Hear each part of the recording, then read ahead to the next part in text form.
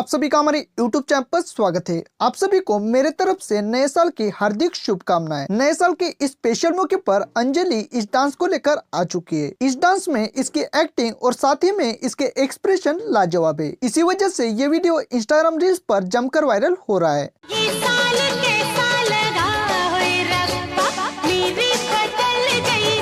अंजलि चौहान यह डांस में ज्यादातर माधुरी दीक्षित के स्टेप को फॉलो करती है और फिर से नए साल के मौके पर अंजलि यह माधुरी दीक्षित के डांस को लेकर आ चुकी है। दोस्तों, अंजलि का यही अंदाज इसे कामयाब बना चुका है, लेकिन नए साल पर अंजलि की यूट्यूब चैनल हैक हो चुकी है। आप लोग यूट्यूब को ट्वीट करके अंजलि की चैनल वापस लाने में इसकी मदद जरूर करें।